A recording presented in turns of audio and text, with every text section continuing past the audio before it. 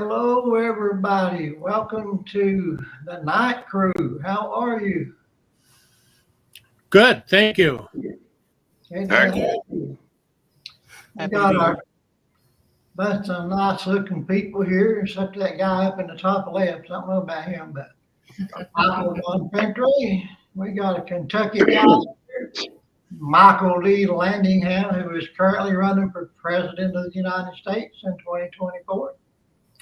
Angelica Brooks, she's a great private investigator, so be careful what you tell her.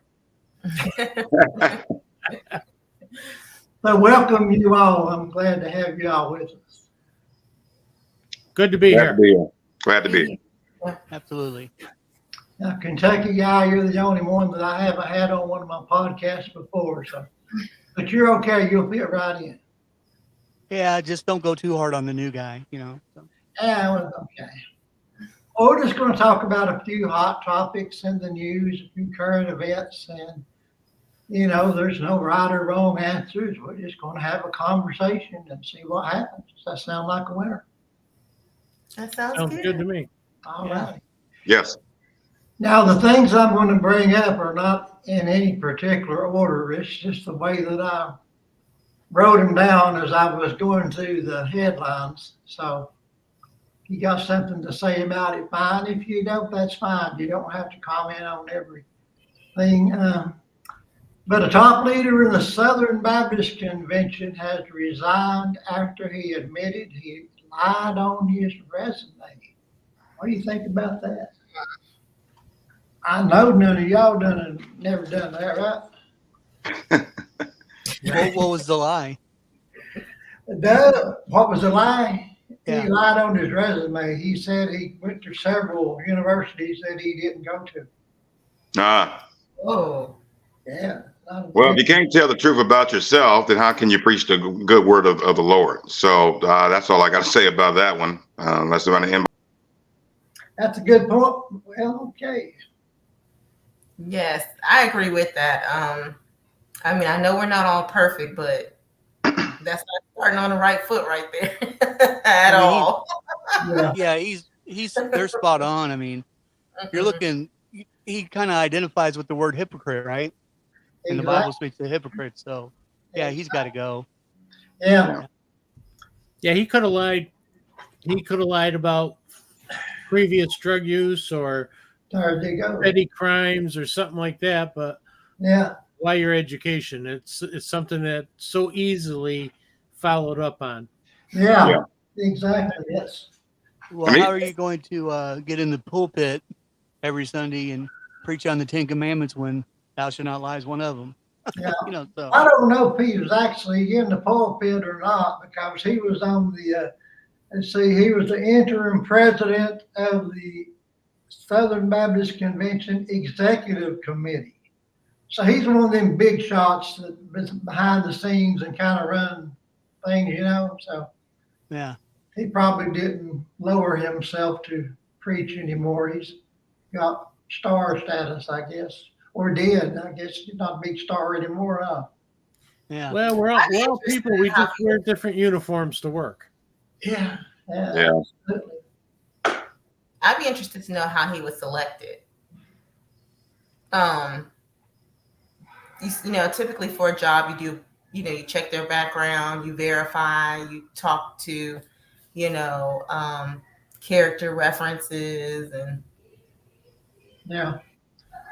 Well, somebody must have gave him a slip. Knew somebody at the back end, and they're just as worse as this guy to allow that to happen. So that's the only common sense, that I see that how that happened.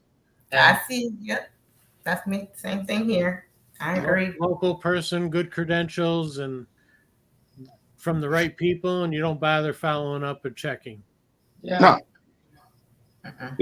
The honor system. Yeah. I don't know people that are honorable, right?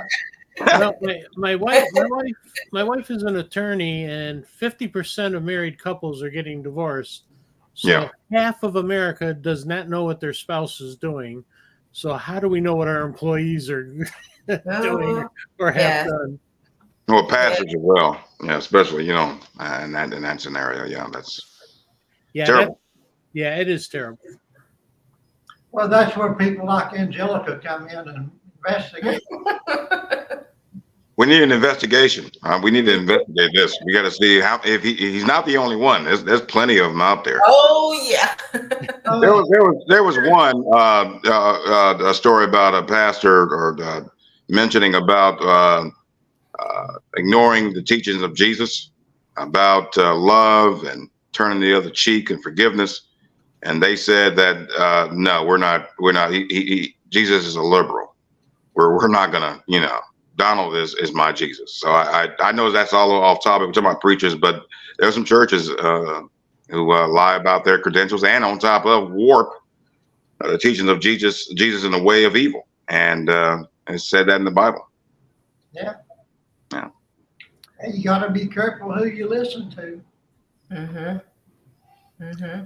I just had a conversation like that with a guy a few days ago, and I said, next time you sit down with Jesus and have coffee, please invite me. I'd like to ask him a couple questions myself. There you go. Yeah. I like to be in that one. Yeah. Now, are you hired to investigate a lot of people before they're hired, Angelica? Sometimes it depends. Some people will call, like, if they're doing, I did, background checks for like somebody who had like a caregiving business, and she wanted to ensure that those people that were going to be utilized for her business were going to, treat people right. So just double checking their background, making sure they're not abusive or they don't have a violent past.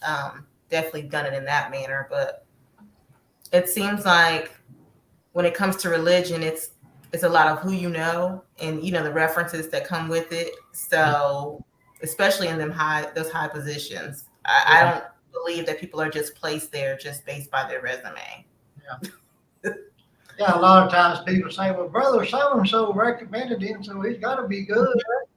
Mm-hmm. Yeah. Gotta be And good. the way that I deal with hundreds of employees on a daily basis, I just see them like, they come in, they're interviewing, it's peachy, and then they get in and you're like, whoa, totally different person. Yeah. I know what you mean. Michael, you keep going in and out on us, brother. Yeah, I'm sorry. It could be the feds. They're always in my conversations and phone calls and whatnot. So forgive me about that. I just didn't know if you was aware of it or not. I figured you was. Yeah. I know the other night I kept freezing up. Well, they're welcome to check in and use the chat. We'll be happy to answer their questions. Please, they're welcome. They don't have to chat, like sneak in. Just come on in. Doors wide open. I worked undercover with a mafia underboss, and one night he says, slow down and pull over. And I said, why? He said, the feds are following us, but they're driving too slow. Let's just tell them where we're going so they don't get lost. He did. He got out of the car and he said, hey, guys, I don't want my driver to go so slow. He says, this is where we're going. This is where we're going. This is where we're going, just in case you lose us. Come on. I think I see that on some PI TV show. Truth is stranger than fiction.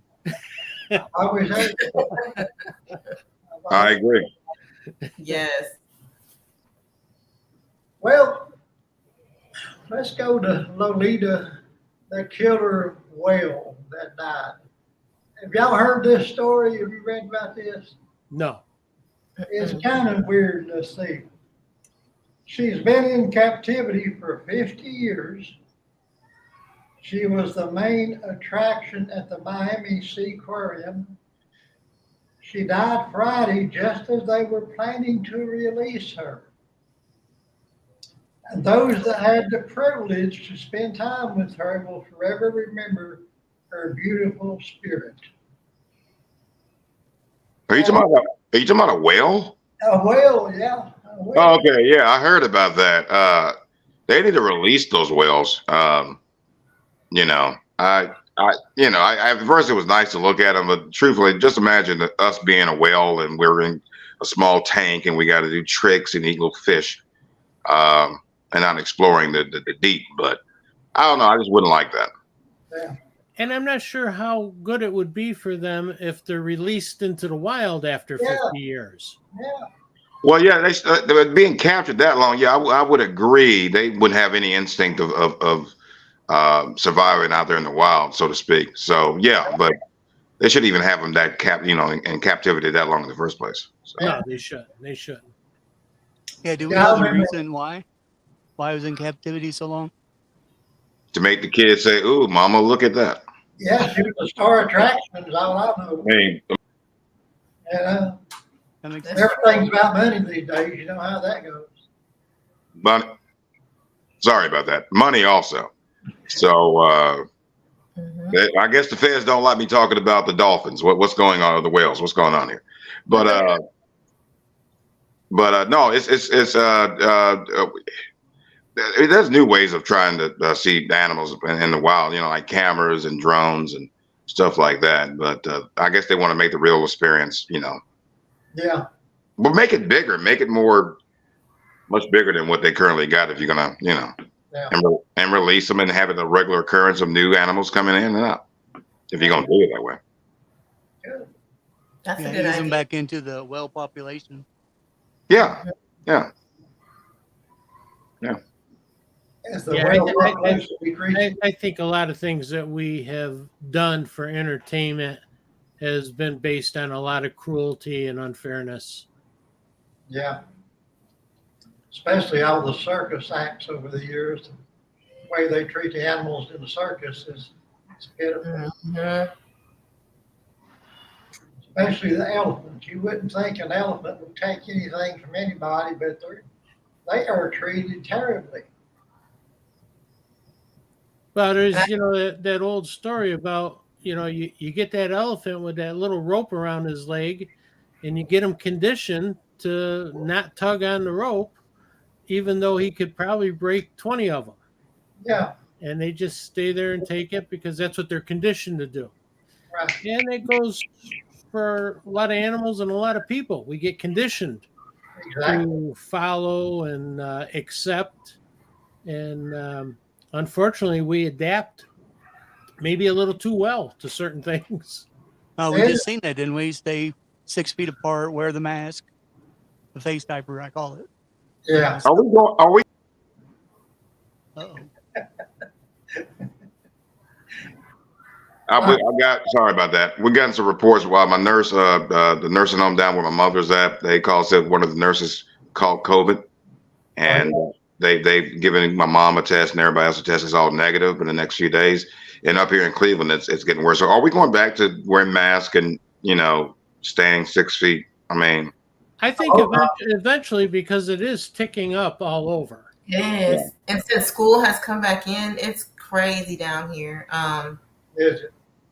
It's crazy. Like, it's just the numbers are unreal and they're climbing up by the day, because of all the kids being mixed in. So it's like RSV, then strep, and then COVID. And there's one more, but they're getting it all at one time. Like, the kids are being diagnosed with like all four. Yeah. Just crazy. And the new vaccines, if you're into that, aren't even developed yet until maybe another month or so, that are going to address all the new issues. Yeah. so they say. We're not really fully sure because it was really rushed. But overall, I would say that every time they say they're about to come out with something, like you said, about a month or so, I give it another year and a half. I'm being honest with you. I remember when I took the shot twice. I ain't took no boosters, but that's when Biden first became president in his first year, and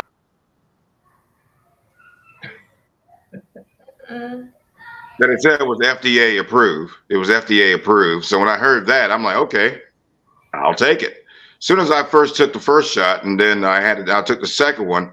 Then I heard that no, it was emergency authorization. It was never FDA approved. So I'm like, wait a minute. The news did say for weeks it was, and then came back. So I had the Pfizer version. But I still caught COVID, but it was just making sure I don't end up dead, I guess. Yeah. My wife and I got all the vaccinations, and I had it twice. But it was a 24-hour, 36-hour thing, like a bad bug. But I did get it twice after being vaccinated for quite a while. Yeah. And my brother-in-law just got it, and he lives out in the country. He's building a house. The only people he sees really are the delivery guys, with the lumber guys and the nails. So he's not even in society. He works in the country. He lives in the country, and he's building a house. And he came down with it. Yeah, because those delivery drivers are pretty much they got their hands on everything where the world's been. So you bringing the world to the front door, people. That's isolated in that sense for what your brother's saying. But yeah, we should get back wearing masks. I'm gonna buy me some masks tomorrow and bunch of hand sanitizer and just get ready. Boy, I'm gonna be like one of with the cape sanitized man or something. You know what? You wearing a mask does not offend me a bit. It doesn't do anything to me other than makes me feel safer. I always said early on when they was talking about masks and wearing, I made a joke. I used to be a stand-up comedian, and I don't know how good it is by telling certain jokes as a presidential candidate, but what the heck? I used to think when the people back then talking about, oh, shouldn't wear your mask and all that. The reason why they didn't wear your mask, they want to wear their mask is because maybe and this was a joke, maybe their breath was stinking. They had bad breath. Now, I know if I have bad breath, honestly, I would not want to wear a mask. But, you can't honestly go tell the people, hey, my breath is stinking. So, to make me feel good, don't wear a mask so it doesn't my breath stinking. But. So to be honest and to be upfront, I don't believe in the mask. However, never did say anything to anybody wearing one. I didn't care, just don't try to force, me or anybody else that didn't want to wear one to wear one. So that was always my thinking on it. Yeah. Don't force you to wear one, and don't you force us to take ours off. Absolutely. Personal preferences. I always wore one.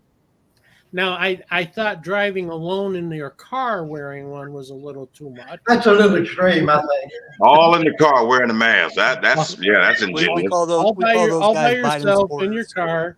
I thought that was too much. Yeah. But I did wear one, and whenever I was around other people. But we also had 90-plus-year-old, my in-laws were in their 90s. So we wanted to be extra careful. Of course. Or if there was any question, we just didn't visit them for 3 or 4 days. Yeah. And at that age, they don't understand. They think they did something wrong. That's true. They do. I think for me, it was the ones with the oxygen tank attached that I saw people with, and it had like the whole black mask thing. I was like, wait a minute. I think we're taking it a little extreme, but okay, you're protected. So whatever makes you feel safe. Well, I always liked the people that preached and preached and preached, and they wore their mask over their upper lip and never covered their nose. I didn't get that. And then I saw the ones with the one they cut the hole open, the smokers that smoke cigarettes or weed or something, and they like, let me just cut this hole, and I'm like, well, that's very ingenious. But I think overall the messaging starting off because Trump used the virus to try to steal the election to make us weaker. The messaging of everything that we should have done was started off wrong. It was confusing. It scared a lot of people. It's talking about your freedoms and it's like taking freedoms away and whatnot. The messaging was all wrong, and we didn't have a peaceful transfer of power. But yeah, we're gonna be going through this for a good long time. We got to try to adapt, especially when our kids going back into school. We got to look at the data this year and expect next year to be better prepared. Like we might have to do at-home learning for the first until how school starts in late August or middle August or whatever. Wait till October, the beginning of mid-October or something like that, just in case if there's a uptick of the virus that it won't be spreaded so quickly when kids are inside, in school so soon. Yeah. Well, all the schools around here have started already. Yeah, they are. I'm just saying for next year. You know what I'm saying? That's what I would have done. Okay. Yeah. Well, next year we'll get this under control a little bit better, and then we'll have to deal with the new variant that's discovered Yeah. next September, right? The 2B, 7B, 20B, 8B3. Yeah, something like that. Yeah. You know, I remember when this whole COVID thing started out, they said, if everybody will wear their masks for 2 weeks, this will all be over. Remember that? Yeah. They said. Well, that was Trump. Yeah, he said that. He said it was going to be over by spring, Easter. Everybody go back to church. I remember that. I didn't Fauci. listen That was to it. Fauci. Yeah, when Fauci first come on the scene, that was him. Well, Fauci, here's the thing with Fauci. You know, he's been in there, you know, inside multiple president administrations, and with him, I just seemed like he was just caught between a hard rock, rock and a hard place, and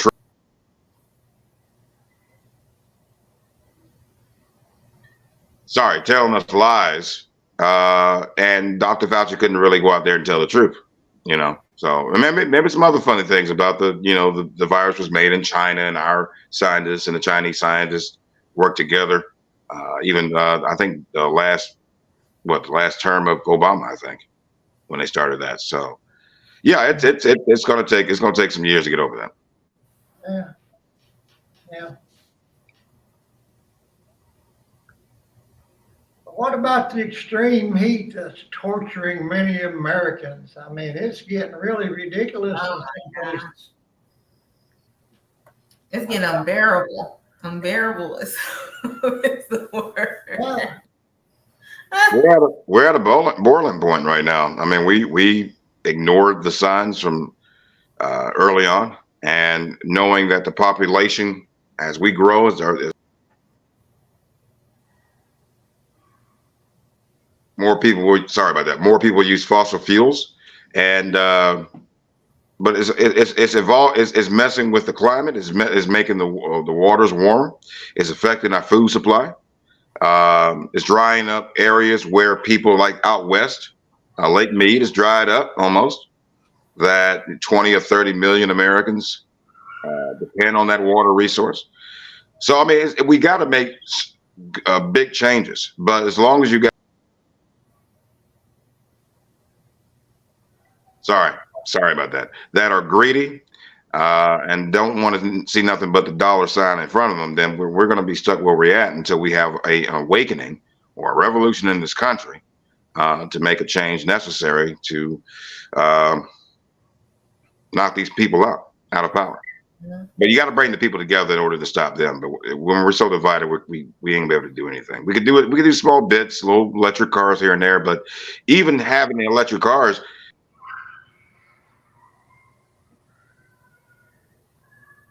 damn it, sorry about that.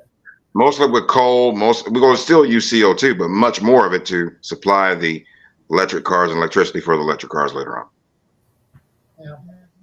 Yeah, and I know this all feels like it's right now, and it feels like it's right now because of the heat and everything. But if you do a little bit of research, you'll find out that 1936 and 2016 are the hottest summers we've ever had. We're not even coming close to those numbers. So really, yeah, really do some research. Well, I mean, 1936. I mean, we wasn't around then. Yes, sir. And that was only one time. It's been a continuing trend over over these many years. And there was one time about 1865. There was a summer that was cold because a volcano spewed a bunch of stuff in the air, and most of North America was sunlight and the heat.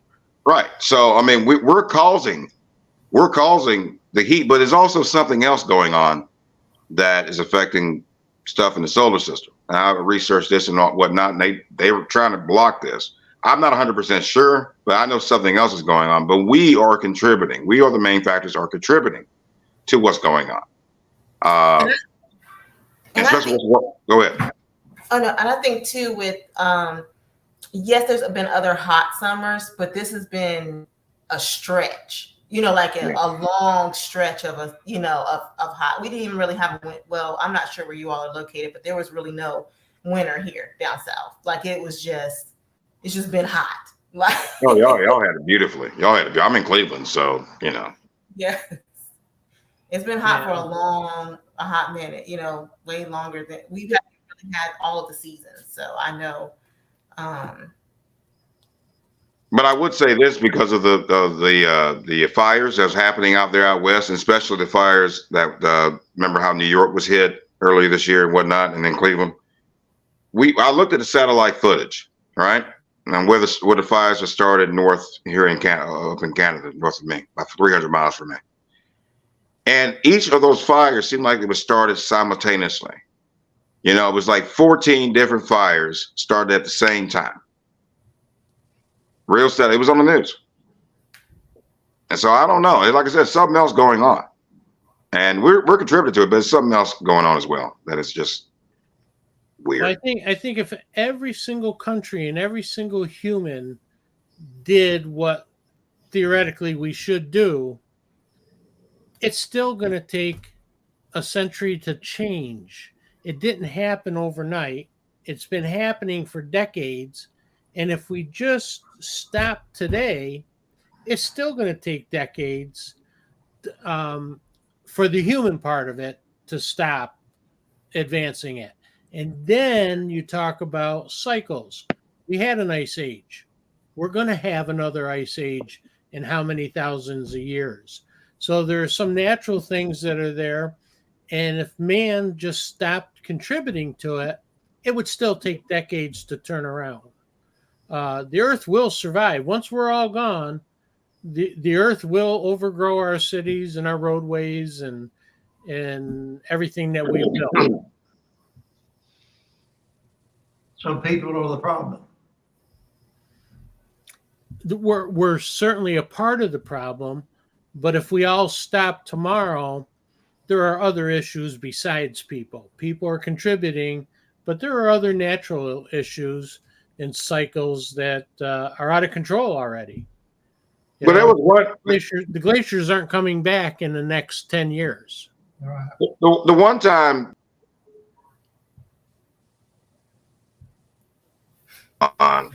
Sorry about that. We was all at home, and everybody was not driving, and that was the first time since cars were made or was using gasoline that the earth was starting breathing again. It was clear skies in Switzerland and other parts of the country and the world. But we can't stop immediately all that. I wish we could, but we can't. But I mean, we dragged our feet on this one, and our kids and grandkids are going to pay dearly. And then there's going to be war started because of food shortages and water shortages. You already see that now. So Yeah. we just got to be prepared. We got to get ready to be prepared for what's going to come, and we got to have leadership that can understand what's ahead and how we can soften the blow, so to speak. Yeah. Some people are predicting there's going to be a big food shortage all over the world. Hey, I still look for that. I look for a big famine. I wonder if there's just going to be I didn't hear you. Go ahead. I was like, I wonder if there's going to be a shortage or if it's just going to be the prices are going to be so high that some people just can't afford food. Yeah. I think because the way the prices are climbing now, Have you guys noticed last year? Did you guys see all those food processing plants that mysteriously caught on fire? Yeah, I remember that. I didn't hear about that one. When was this? We still haven't seen the effect of that, sir. That was pretty much all year last year. Yeah, last year. Yeah, last year. Vaguely, I remember that. Yeah, there was a lot of Maine. I think most people started paying attention when they had the formula shortage. Yeah. Mm-hmm. That was a big hit that time. I remember that. Yeah, I don't think we felt that was scary. But that was a monopoly thing when that happened because only a few companies could, maybe only two, I think, only one or two. So if they go down, then what? Most of the babies in our country starve. Well, they shut down the largest formula factory in the U.S. So Yeah, it definitely had a huge impact. Which was, and that was surprising. I didn't know that there was only two. Like, that's just crazy that two places were providing formula for the whole. That was unreal to me. Well, see, that's what I'm saying. The monopoly system here in America, when it comes to our economics and businesses and everything like that, there used to be a lot of shops out there, mom and pop shops, that it could be different businesses, but they have the same product. It's multiple ways, and that's how you competition to keep prices down. But now it's only a select group of companies. Instead of, they fail, we're screwed. You know what's weird is I thought FDR fixed all that. Remember when he went in against the Rockefellers and those guys that had like the monopoly on oil and steel, and he busted it all Yeah, up? they did, but yeah. Go ahead. I'm sorry, I didn't hear you. No, I ain't mean to interrupt. Go ahead. I thought so when he made those laws, they're still in effect today. So, yeah, I'm like you. It doesn't make sense the way certain items and industries are ran today. So, I guess it's how much money you have. Honestly, go ahead. I'm sorry. No, go ahead, Michael. Well, I was just going to say the FDR did fix all that, but truthfully, I believe that when the Bush family got in there, Clinton got in there and allowed NAFTA to be made before Bush Jr. got in there, and we bought all that money from China and made China powerful because of that. That right there, really, we took what made us the bedrock of creating things here in America and for the world. And now we gave it to other countries that without them, just like what happened during the 2020 pandemic, when they had to shut down all those plants and stuff over there in China, and we was running out of stuff here.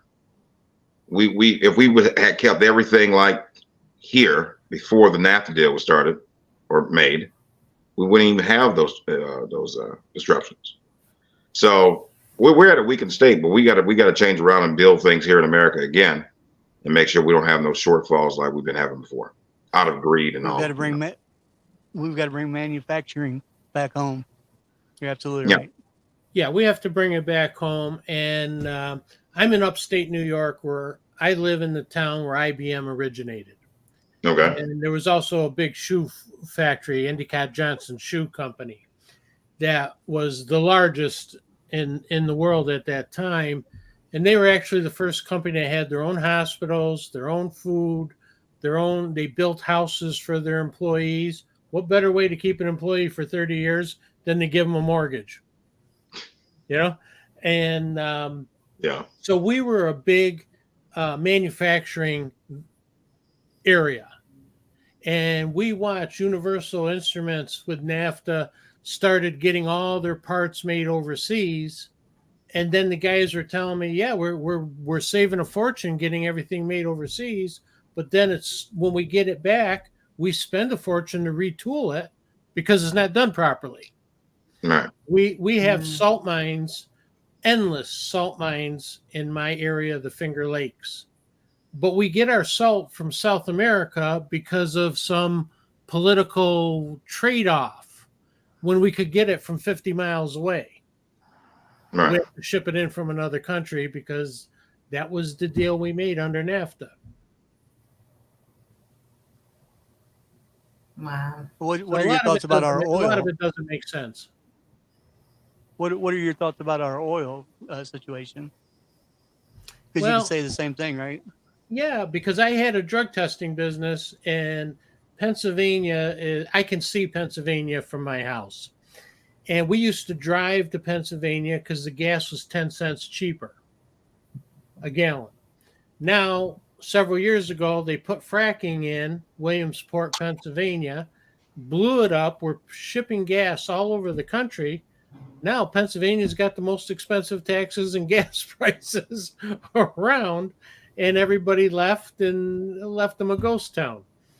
The pipelines, we're shipping it. We're shipping it to Canada. We're shipping it overseas, but we're not taking advantage or profiting from our own gas locally, but we're profiting, or the government's profiting by selling it to other countries. Mhm. Yeah, that's got to change because it's bleeding America dry and leaving us, especially in small knit communities such as yourself, where you're at, jobless and on welfare and can't afford their health care coverage and all that. And only a few people, there's like a few people in Congress, only make these deals, these pork belly projects, in order to say move those companies overseas to make a profit. And those companies, those leadership companies, can make a cheaper, not cheaper, make a huge profit on cheap labor. And my idea was overall was you bring all those companies back. You also help solve the influx of migration here in America by putting them to work, because you already see what's happening down in Florida about that bill that passed that not allow migrants to work, and look at devastation to Florida economy. They can't build nothing. And remember, this country was built not only just because of slaves, but immigrants that traveled far and wide and busted their ass every single day to make America what it is today. And so if there's some people right now in the Republican Party think, let's just close the border, let's make it white. We did everything we can. Let's just make it white, and we go just kick everybody out. No, we still gotta build. We gotta grow. And the only way we can do that is for everyone, even everybody around the world who want to come here, who want to build, who want to grow, and want to remain free and take care of their kids. We need to continue to do that. And that would be one of my, well, not one, but that would be the main plan, with jobs and influx of immigrants, because then we can monitor new people that come in at the border. Welcome, come on in. Here's a job. Here's a place. Here's where you can sit.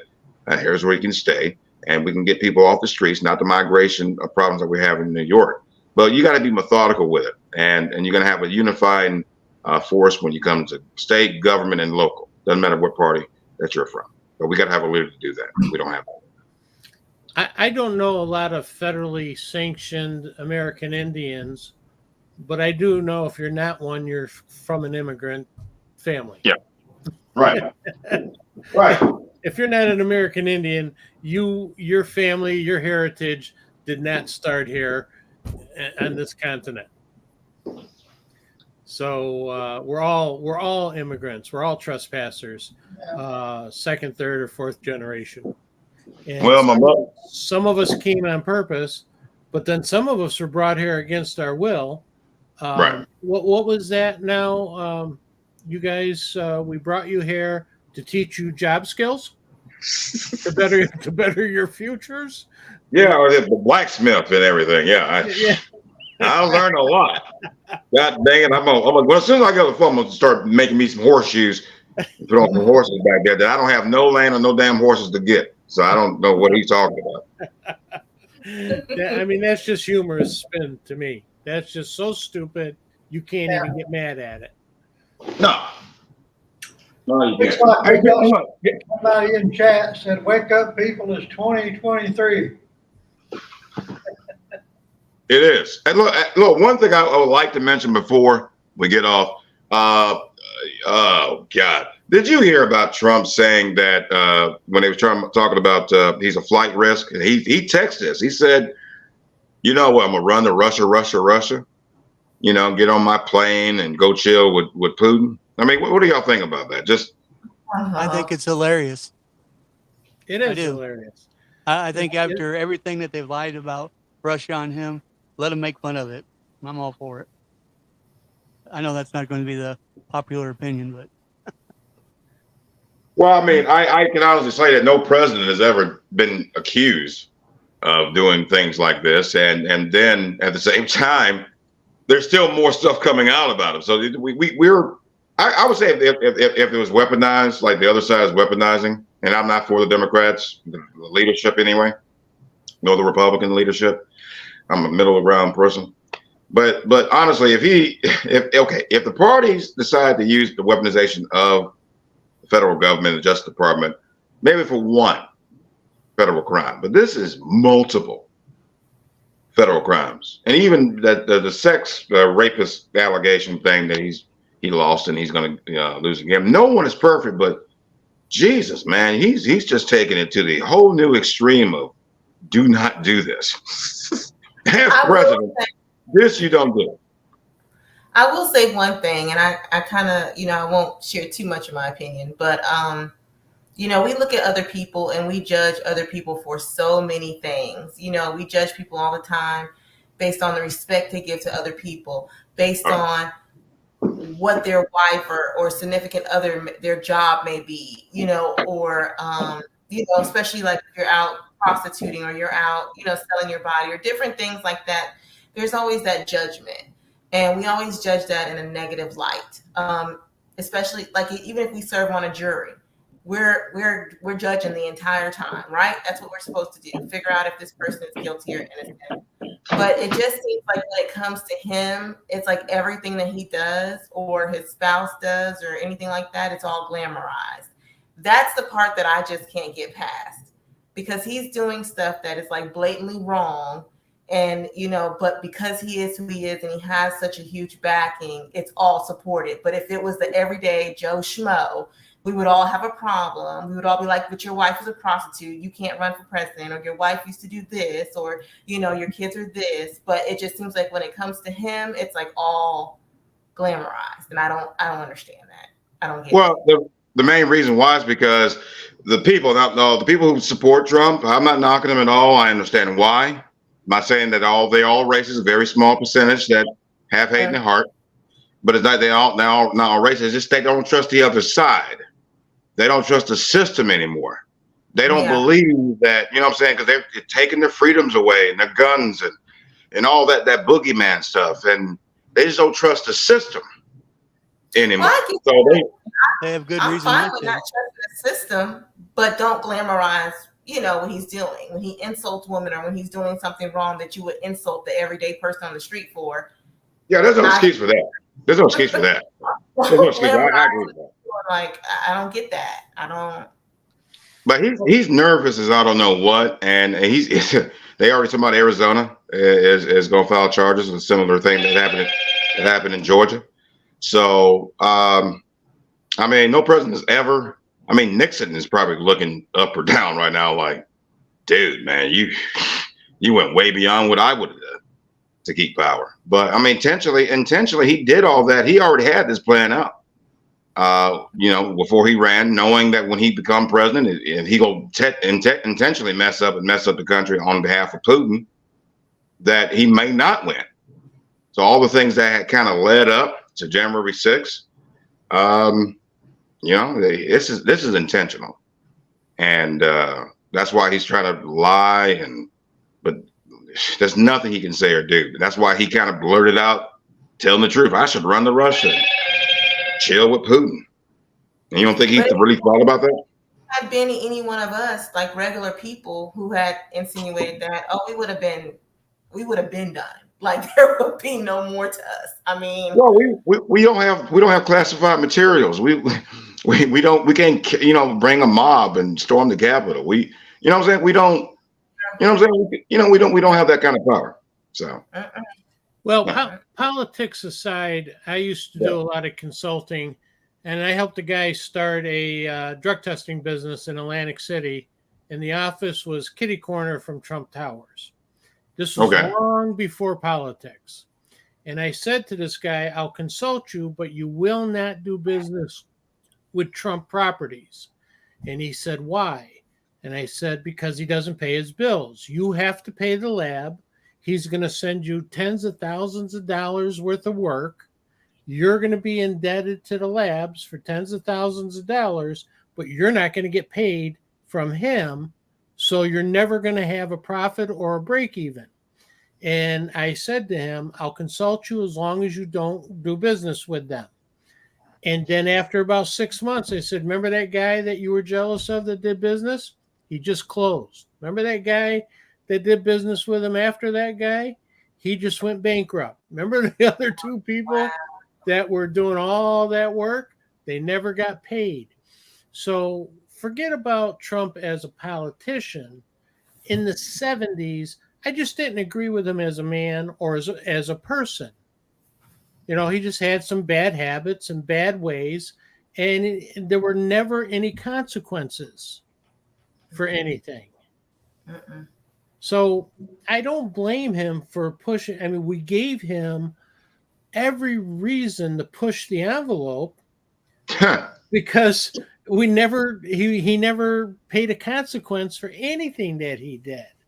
So why would he not just keep pushing and pushing and pushing? Yeah. Now, what he said today about Russia, if that were you or I, our passport would have been taken, our plane would have been grounded, Yeah.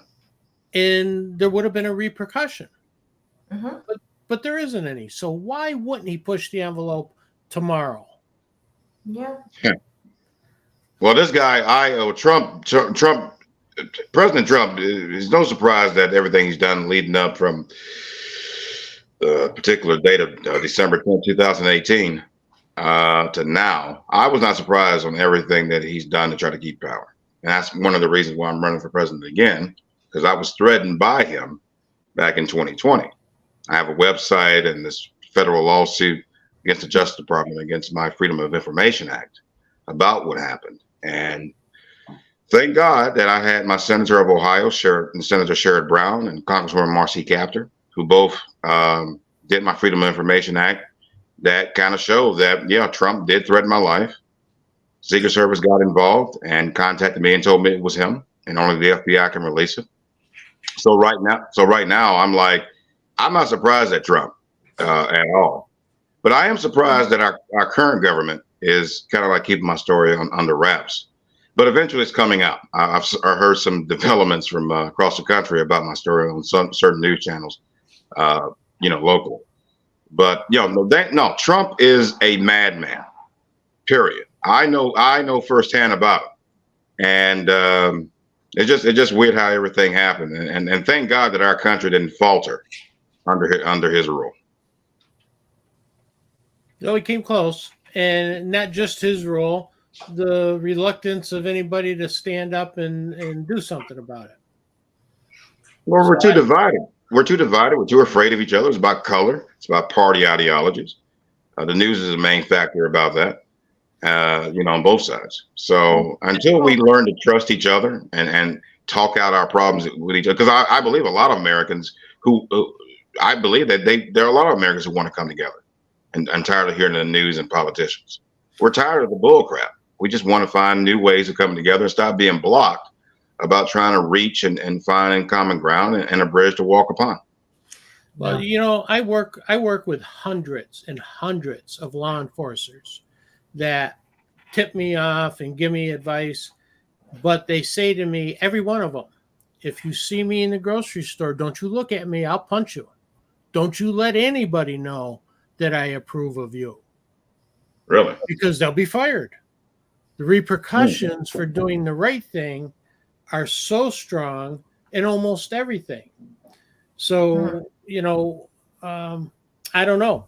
I just watch what's happening, and I hear all the diner talk and water cooler talk, and everybody's got an opinion unless they have to express it publicly. And it's fair. And it's conditioning. We're conditioned to be fearful of our public servants. See, I've always had the opposite opinion. You work for me. You better fear me. I'm not afraid of my police chief or my governor or president because they're my employees. So I'm going to say what I have to say. And surprisingly, I've been saying what's on my mind for 40 years and nothing's happened to me. You know why? Because I'm insignificant. If there were 100 of me, we'd be making a difference. But there's just me speaking on behalf of hundreds of people who won't stand behind me in front of a camera. Mm-hmm. So I have a ghost army. Well, a lot of people are afraid to give their opinion because they know that as soon as they do, it puts a target on their back. Well, that's right. And fortunately, I'm self-employed. So you can't fire me. And I'm running for president, so I'm like, I work for the people. And I will say this, that politicians have forgotten that they serve the people. And they're sent to Washington, D.C. to find common ground with other people from other districts to find middle ground. And we that's been gone for a long time. That kind of spirit of bipartisanship has been lost. Well, Not forgotten, but lost. But that's why we got to get more people involved in our politics. Start getting involved and running. The incentives are too great, to be honest, and they're too brutal, not to be corrupt. And we used to go to Washington thinking, hey, I'm going to say what I have to say. I'm going to represent the people. And if I'm a one-term person, that means the people don't like what I have to say. But now we go to Washington, and we better keep that job for 30 years because we got to get our kids free college. We got to get all of our benefits. We got to get all of our freebies. And I'm not going back to washing dishes after I've been in the Congress for a year. Well, that's why we need to set term limits instead of having people being there for 30, 40 years. You be in there for like 3 times for Congress, 3 for Senate. That's just basically that. If you're good enough, you can do the 3, and that's it. I mean, it don't make any sense that Congress people and senators can run until they're 100 years old, but president's going to run 2 terms. So I think we got to get that. I think as president, I could make an executive order to do that somehow. I got to do some more studies about that. But yeah, I would do that, to set term limits, to make sure, and to get more people involved, like regular people like us, to run for Senate, to run for Congress. We need fresh new blood, and we're stale right now. And that's why we're stalled. Mm-hmm. And if you can't get term limits, at least get recertification limits. After every 4 years, prove that you don't have more negatives than positives. Yeah. Prove that you're still the people's choice, not just because you have $500,000 for TV ads, but because you have referrals.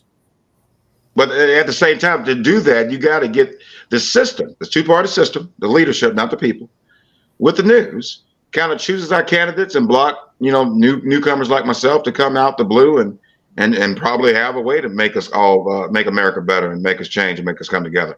But they're blocking it because I'm not a part of the whole game. But the problem is the game is over. The game is afoot. The ship is run aground. The games are done, and they know that. But they've been just like with Trump. He's been getting away with it so long. He don't think he can't be stopped, just like the system. But I got some disturbing news for the system. Me. Do you know this Hansi guy that keeps posting here? Do you know Hansi? Who? Hansi, the person. Oh yeah, you got a question. Michael, do you think it's time for America to stop having bipartisanship? Here's the thing. America. Oh gosh. We didn't start off right. I mean, we had slaves and stuff, and killings and rapes and hangings. And we fought. We had to fight in the streets, march, still get shot and blown up in churches. And now, we came a mighty long way from that, but there are still some elements that want to take us back. The only way to avoid all that is to communicate, to talk out our problems, to learn about our past, not to blame, like blame certain groups of white people who back then are dead, but did all those things. Not all white people are the same. Just like now all black people are the same. There are elements that are good and bad that has no color. But the only thing we have to worry about is the good and the bad. So I believe that bipartisanship is a must. By coming together, different ideas, because it's not going to be a full Democratic controlled America that will fix our problems, or a full Republican controlled America. It's got to be evenly split for free people, free thinking people, to really talk out our differences, not seeing like we're alien towards each other. And it'll be easier for us to solve our problems. I always say that having 20th century thinking is not going to solve our 21st century problems. And that's why we need a new start, and a new change, a new way of looking at our problems. We should not live in fear because of our color or our creed or our political affiliations. But we are Americans. We love freedom. We all want to take care of our kids. We all want what's best for them. And what's best for them is to solve the issue of racism and the fear of it and the lies of it, the visionary tactics of it from the system and from the people within it. So I do believe that's the only way but we have to work together. So I do believe in bipartisanship. Well, we have to work together, and bipartisanship was a great thing until half the country threatened to kill you for having an opinion. Yeah, Now, when they flee the now if you place. have an opinion, we're going to assassinate you. If you do your job and we don't agree with it, we're going to threaten to kill you and your family. That's like the five of us having some minor disagreements tonight and then hanging up and calling an assassin because I didn't like what you had to say. That's not bipartisan. That's not, No, it's not. That's not a civilized conversation. It's not. But you see, here's the thing. They've been lied to. Those people have been lied to for so long, and they don't trust the other side because of the lies, and especially about how they were brought up. I mean, generationally, you know what I'm saying? So without an opposition openly having discussions, and you're closed-minded on your own thoughts and whatnot, you got that brick wall. Nothing can break you down. So you're gonna just stand strong and be a brick wall. So you're not gonna get through to it. So you just got to take somebody that can awaken the American spirit about a story that can show about definitely. Donald Trump is the one who put these things in their head. They already had it, but he solidified it in their head. So you got to show them who he really is. I'm talking about who he really is. Outside the Democrats trying to stop him, inside the federal government with the documentations and the felony charges, because they're not even looking at that. Let my story hit about how he came after me and who I am, and then they will have a rude awakening and think like, wait a minute, Trump did that literally way before the Ukraine call, way before the first impeachment, the second impeachment. He did that to Michael, and then Joe Biden tried to cover it up. Yeah, I think I had enough of Trump, and I've already talked to quite a few Republicans who at first didn't believe my story, and then when they looked it up, they're like, oh well, we're done with him. So just put me out there, you'll see what happens. Well, you have to have the story, because I talk to people all the time that are set in their ways and they're set in their beliefs, and I say, that's fine. Why? And they can't come up with an answer. Well, because what? Do you have a single fact that makes you so obstinate about your position other than that's what I've heard 100 times? Well, that's how cults are formed. That's how religious leaders get, Jim Jones gets people to drink Kool-Aid. He just tells them 1,000 times. He tells them 1,000 times, and nobody shows them facts, or they don't want to see the facts. It's fair. There's some people you're just never going to convince. I'm related to a couple of them. Well, like I said, I'm willing to give it my best. I'm not going to get everybody, but I believe my story, I can get most of them and remove the hold that Donald Trump has on the Republican Party. They will have no choice. I mean, after my story comes out, because that would be like the creme of the creme of all his crimes, all put together. So y'all will get ready. I just want somebody to bring me a piece of that Jewish space laser that started all the California fires. Well, I wouldn't have to do. I think I'm gonna just legalize marijuana for adult use, because I think that's what we're gonna need to get over what we've been going through as a nation. I definitely need to. Shit, but I'm just dead serious. We are at a precipice of real change in this country. Landingham for president. I know y'all haven't heard about me too much, but just Google my name. Landingham's like landing the plane. Goingham for America for president, and just take a look, and you'll be shocked and amazed with a $2 billion lawsuit. So that's if I got time, give me 1 second. Let me just prove it to you so you know what you're looking for. Landingham versus Department of Justice. According to Casetext, Landingham filed this action against the Department of Justice.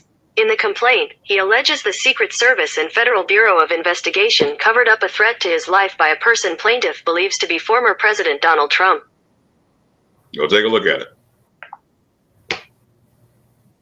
Never a presidential candidate.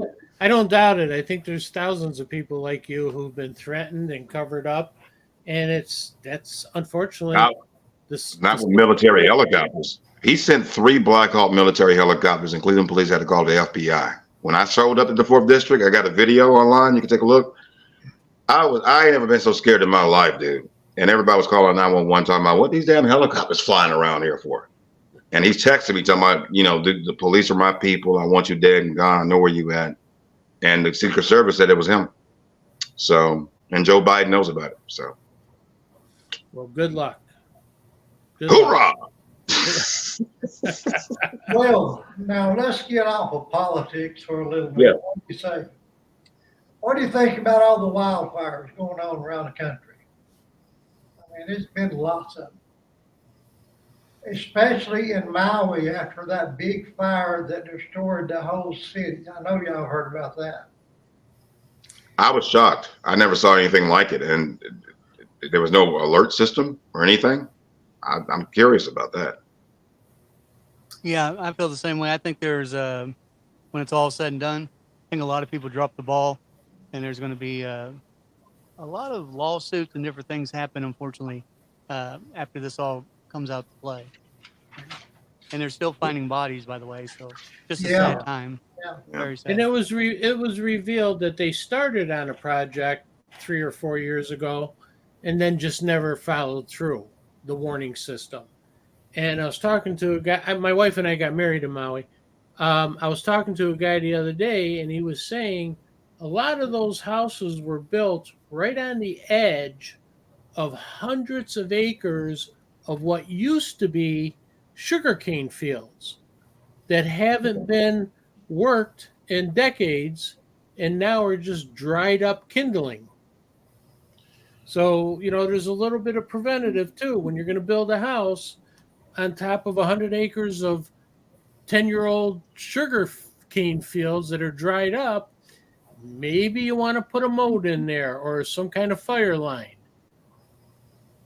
or think ahead to where you're building and where your water's coming from. And, then you're right. They dropped the ball because this isn't the first major fire they've had. This is the first total devastation, but they've had fires over the last many years. They had fires? Oh yeah. Yeah. I never heard. I remember like the volcano, yeah, but that's my first time ever hearing Hawaii having fire season. They've had fires, but they've been contained and they haven't been national disasters. Okay. And better than anybody, if it's not in the news, it's just not happening. Right. We're just aware of what they're talking about these next 3 days, and if they don't mention it again in a week, we're on to new stuff. It just doesn't exist. Yeah. And the news cycle has a lot to do with what comes out and when. They time this stuff. They time this stuff. I had a friend up in Albany. I used to, 1996, I actually managed a senatorial campaign. And I had a friend in Albany, and he says, "You know why everybody wakes up at 5 o'clock in the morning?" And I said, "No, why?" He says, "They wake up at 5 o'clock in the morning, they get their coffee and their newspaper, and if they're not the headline, they go back to bed." So everybody's guilty of something. It just is today my day to be exposed. Yeah. Kentucky guy, we lost you for a second, but I got you back. Yeah, I got a phone call. Sorry about that. Okay, that's all right. No Oh, problem. I thought you were getting ready to say something about the FBI or the government or something. No. Oh, they're outside.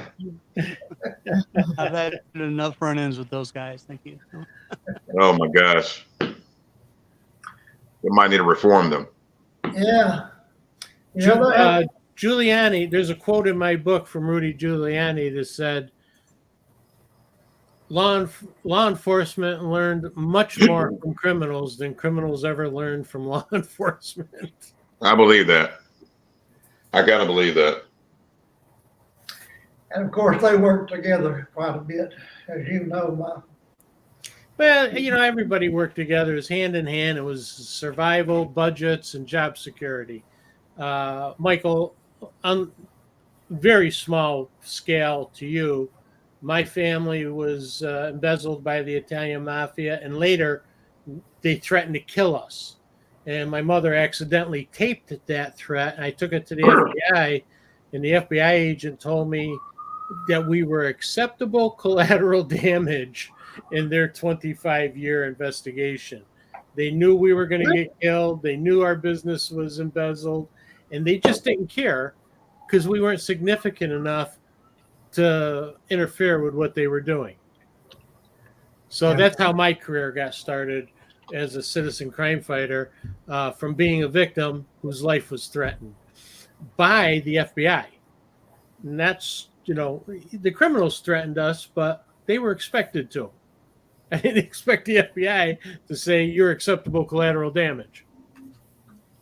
Well, I'm so sorry that happened to you and your family. That's just terrible as hell. I mean, like I said, back then the FBI is not just alone on that. Just that when they killed Martin Luther King and Malcolm X, that recently came out in investigations and stuff like that. But it's a terrible thing on how America started off. But it's not how you start; it's how you finish. And we're nowhere close to finishing. No, we're just getting worse in different ways. Yeah. But we'll get better. We'll turn it around. I feel it. Let's hope. Knock on wood. Who's that? Justice trying to get in. If you can afford it, right? That justice is for those who can afford it. That's what I've always heard. They always said if you're going to commit a crime, make sure it's too big to put you in jail. They'll make you a consultant rather than have you tell everybody how you did it. Yeah. Or at least make it a federal offense so you can go to a federal prison. It's a lot easier.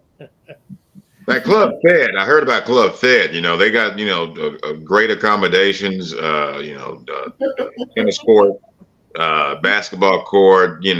Flat screen TV, steaks on every Thursday. You can order your correctional officers around. You tell them what they're gonna do. I talked to a local millionaire who went to jail for 7 months for some stupid thing. And I said, you're worth millions. Why did you do that? And he said, how do you think I became worth millions? And that 7 months in that federal prison with no offenses, do you know who I met and how many millions of dollars I'm going to make for that 7-month vacation? Yeah. Well, I have a friend who was a doctor who just got convicted of several felonies, and he's going to one of these federal prisons for 6 months. And he was joking with me a while back about how he's going to get a vacation. He's going to get all of his teeth fixed. He's going to get his hair plugs and probably a pedicure or two. But the downside is they've taken away his medical license now, so it's not going to be such an easy thing when he gets out. Well, there's got to be a consequence somewhere. Yeah. He'll probably run for office and get elected. There you go. So I had got up for a minute. I'm sorry, but somebody was creeping outside in the car, and we had my neighbor had a shootout a couple weeks ago. Somebody shot up his house twice in 16 hours. So, yeah. You live in a nice neighborhood. No, we never had no problem. This is a very nice neighborhood mixed with Mexicans and whites and blacks. And my street is pretty quiet. And, usually if the only house that gets shot will be mine because my address is public. But it had to happen 2 doors down. So thank God. Yeah. Thank God. It's everywhere. We had a murder about 2 blocks from me a few months back, and you never solved it. But the crime in America is getting a lot worse. I remember I saw on the news where a local congressman in D.C. was talking about we need a National Guard in here now. And I remembered during the 2020 thing, and then that the George Floyd riots were, to me, it was like everybody was angry, and to me it was justifiable, so that we had to experience that. But now we're saying we need National Guard troops. So what are y'all thoughts about that, if you don't mind me asking? I don't know. It's just unfortunate. It's unfortunate, the civility and people just murdering people for stupid reasons. You got in the wrong car in the parking lot, so I'm going to shoot you. How many times have I done that? Gone to the wrong car that's parked next to mine that's the same make and model and color. And I'm beeping and beeping and nothing's happening. I'm wondering what's wrong. Well, it's the wrong car.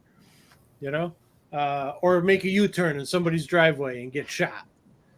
Used to be a day and age where you could do stupid things and get yelled at. Right. Now you get shot. When I was a kid in the 70s, we didn't have knives and guns. We had Rocks. the South Side against the North Side football games where we were a little rough. But that was our rumble. That was our game. We played football under the guise of beating the heck out of each other. But we didn't bring guns and knives. And, half of the time our parents were rooting us on and they didn't know that we were battling. Yeah. So on the National Guards, Things have changed. Things have changed. so on the National Guards, Yeah. I think Speaking of I National think Guard, I they've think they sent need to. some down to the southern border. Do you think that's justified? Hey, Kentucky guy was just addressing the National Guard issue. Oh, I'm sorry. Go ahead. I didn't hear you. Oh, sorry about that. So on the National Guards, in my personal opinion, I think it should have been done already. And the reason why is a lot of these states, unfortunately, the policemen just don't feel safe. And I know there are bad cops out there. I'm not saying that. But there are a lot of good also. A lot of people get up every day and they want to help. And they can help. Their hands have been tied. So as far as the National Guards, I think it should have happened. The only way you're going to get this straightened up, especially, God forbid, Chicago, death every 5 minutes now. They're saying it's ridiculous. So, yeah, we're going to have some help. I agree with you there. I agree with you there. And I think we have to untie the hands of the police because you're right. And I've said this all along, out of every police department of 200 guys, there's one bad apple, but there's 199 who have to keep their mouths shut or they'll be fired. Yeah. They need to do retraining is what they need to do. And there's always one bad apple and 100 or 200 good, solid cops that want to do their job, and they're as frustrated as all the rest of us. Well, look at the Rodney King situation. There was 5 people. George Floyd, excuse me. There was 5 cops, I think, got arrested for that. And there was only one that had his knee on the guy's neck and killed him, but still the rest of them were there helping in a small way or keeping the citizens from helping. And there's 5 of them that'll probably be going to jail for that.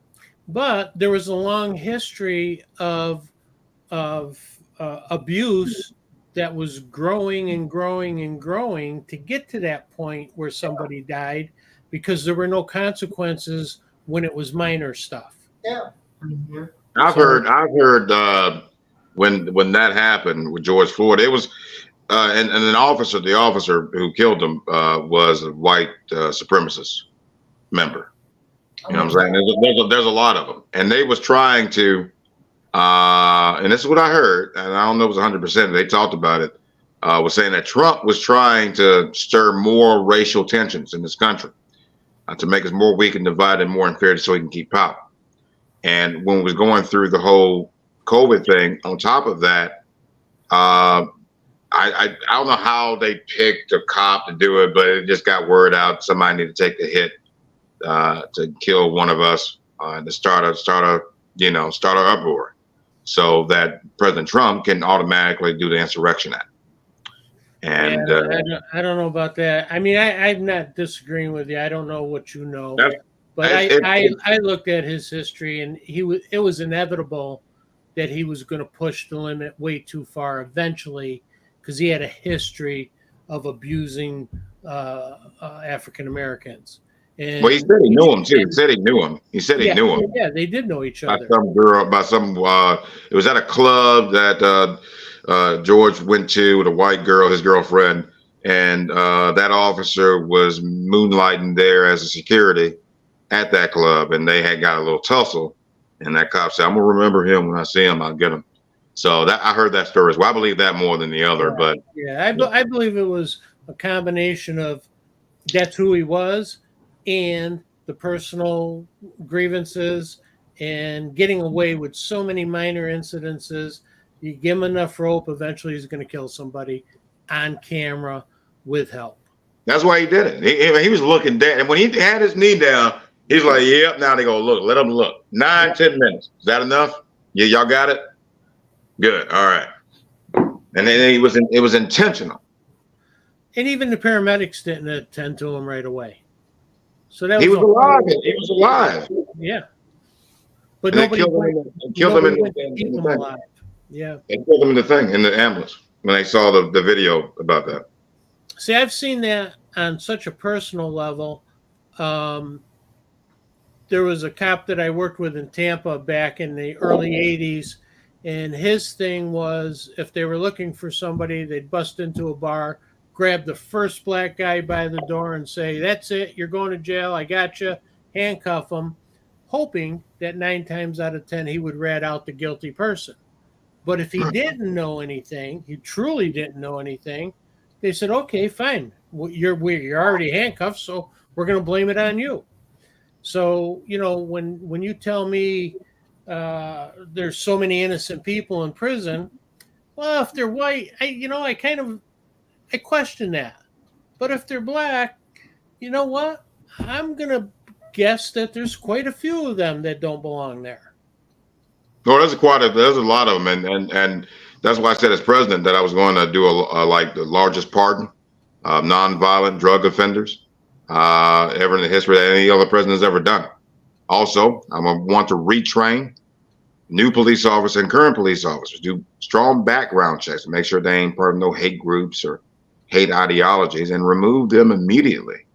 And it's gonna be. I mean, there was already one. I think it was in in Louisiana, where a small town of all the officers quit. I don't know why they did it. I thought it was some kind of, they got a new mayor in there. He's black or something like that. I don't know what it was, but the racial tensions is definitely embedded in most of our police departments around the country. So as president, I'm going to remove that element, work with our justice department to remove it, and to make new guidelines and procedures to interview those officers who are questionable about their antics, especially being recorded of their antics, and to see if they're willing to, if they're stable enough to be still stay out there in the field and do their job and complete their mission.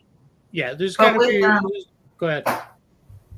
But with everything that's going on now, a lot of departments are shifting to, because of all the lawsuits, is now like kind of like less contact, less aggressive,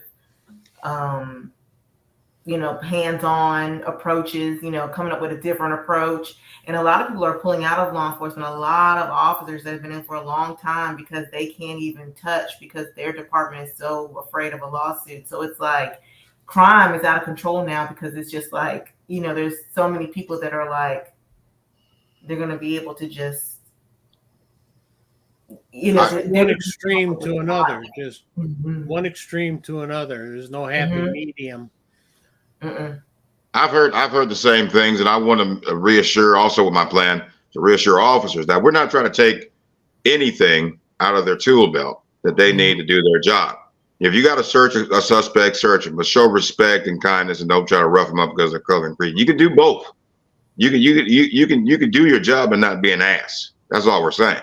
And those ones that are there, you'll see their track record. Like, when they hit the TV, they've been written up like 6, 7, 8, 9 times. There's gotta be some sort of cap on that limit. I worked at, did forensics with law enforcement. So I'm just like, I've seen where somebody is like very aggressive, and they've gotten written up like 20 times, and they're still in their role because of who they know in the department, supervisor or whomever of all colors. But it's just that discretion. Sometimes when somebody gets into that new role, they don't know where to draw that line ethically with discretion, and so they tamper into the other side of control, and you're going to do this and you're going to do that, and then ethics is out the window at that point. But well, ethics in politics plays a big role. In my book, there's an email from 2 deputy sheriffs who emailed me using the sheriff's server to explain to me in great detail how they were going to falsify information against me, have me entrapped, have me prosecuted, and revel in the results of their actions against me. So we took that to the district attorney's office, didn't want to hear a thing. And later the one deputy became a senator. There's just cover up after cover up after cover up. And it's, like I explained to the sheriff, who was there for 40 some years, sacrifice the guy. You're not going to ruin the entire department's credibility if you stand up and take one bad guy down. But in the name of protecting their image, every bad thing that happened had to be covered up, and all the way up to the district attorney who refused to prosecute certain people. I've worked murder cases where I've tried to go to the DA's office, and I've been like, hey, this case needs to be reopened because X, Y, and Z. And I know the people because, I used to work in that town. So, I'm very familiar with them when it comes. And they would be like, no, I'm not going to say anything because we don't want to open the door because the sheriff is not going to like that. He's not going to like how that looks. And it's like, but this is wrong. And they're like, we know, but sorry. Yeah. The sheriff really is the most powerful political figure in most small communities. He dictates how many rooms are available, how many cells have to be leased out to other counties for profit. And he tells the mayors and the police chiefs and the district attorneys just who you're going to prosecute and who you're not, and what kinds of crimes you're going to prosecute and what kinds you're not, because we have to keep our profits in line. Yeah. And that's in every community. Yeah. That's true. Everything goes back to money. Everything goes back to money. If you got the money, you can buy the power. You can get things done that you want done. And you can get, it's just something I learned in politics when I ran for U.S. Congress in 2020. The millionaire lady won, okay? And she was a Republican, and this is East Tennessee. So that was a done deal right from the start. And she got to be a millionaire when her husband went to prison because they owned a pharmacy and they were selling illegal drugs from China, saying they was from the United States. So he ended up going to prison. She became a millionaire, and now she's in U.S. Congress in the 1st District of Tennessee. That's politics and money there.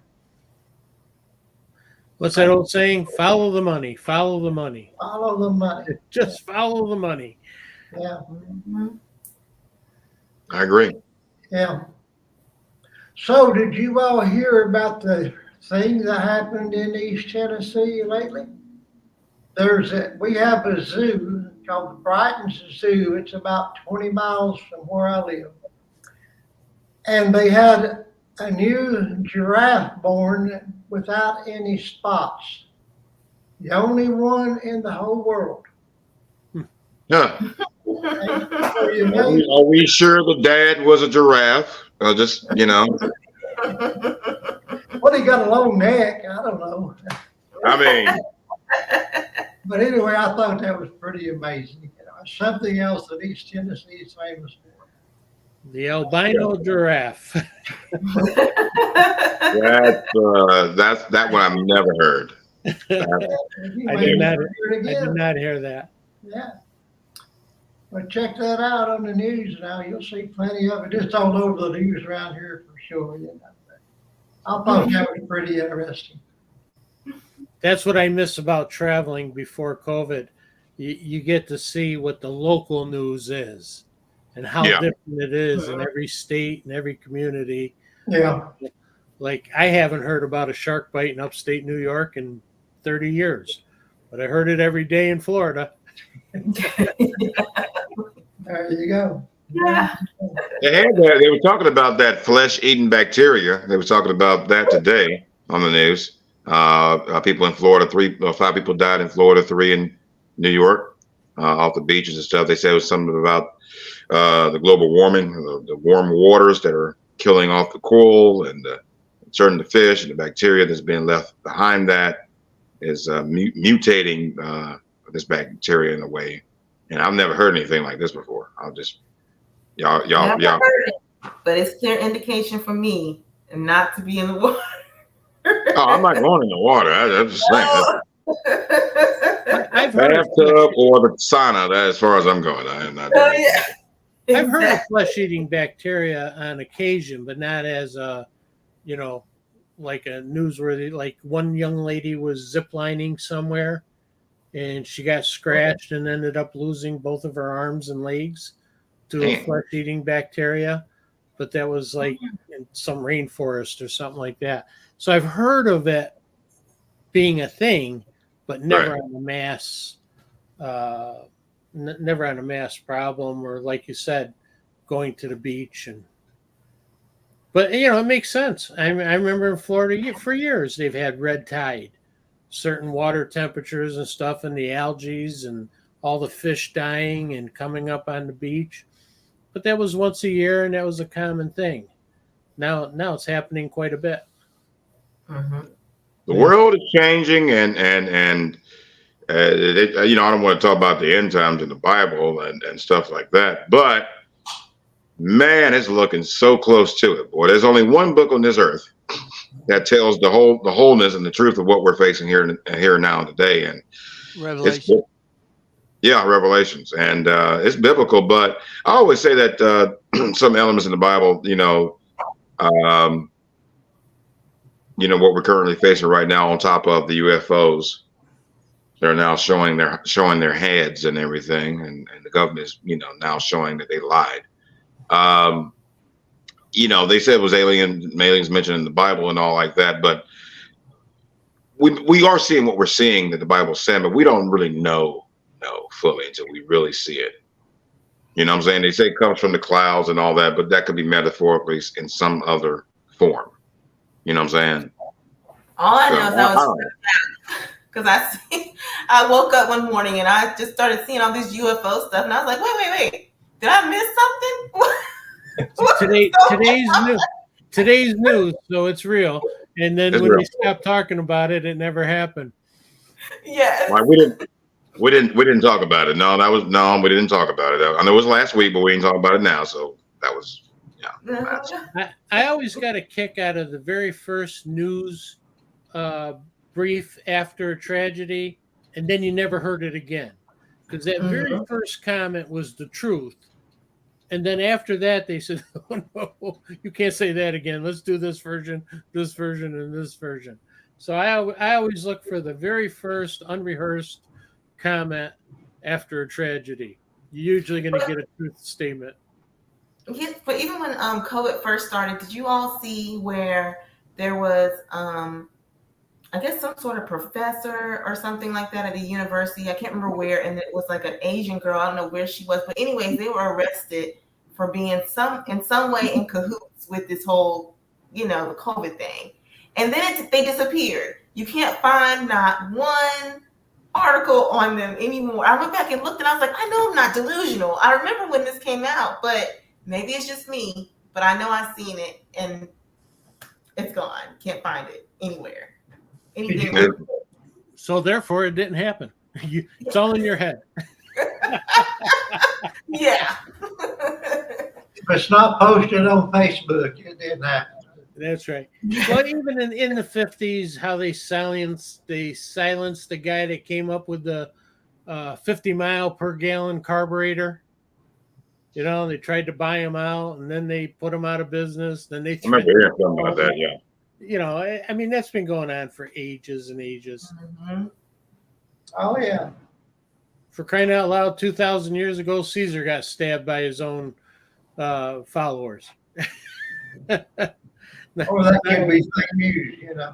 Not a lot has changed. Mm-mm. So is there a lot of crime where you are, Kentucky guy? Well, I'm actually in a smaller city, so no, but I'm actually originally from Cleveland, Ohio. So yeah, I know a little bit about crime. Oh yeah. Hey, who said they from Cleveland? I am originally just on the other side. Oh, well, I'm right now in Cleveland. Okay. Have you ever heard of a little town called Perry, Ohio? Yes, Perry. I know Perry. That's where Yes. I'm originally from. Yeah. Okay. All right. Yeah, Cleveland is still Cleveland. We the win on the Browns. The dog pound. And the Guardians, they are the last time I heard they were winning. Cavs, they're not playing. But Cleveland's good, just another town of Ohio that I'm from and I love. Still have music museums and stuff, right? Still Oh yeah, the Rock and Roll Hall of Fame, which I have not been yet. I feel ashamed that I have not been yet. I just like going by myself on certain things like that, certain adventures like that. So Yeah, it's still home. I mean, I still have most of my family's back there, so they're all the time except in the wintertime. yeah, the winters are not that bad. They're not that bad as they used to be because of the global warming thing. So it's we get a little snow, but this past winter was almost a regular winter, but the last few winters has just been like almost like it was down south. Yeah, you still have that Lake Erie effect, though. I don't trust it. I think there's a Lake Erie monster in it. I'm not getting out there. Sorry.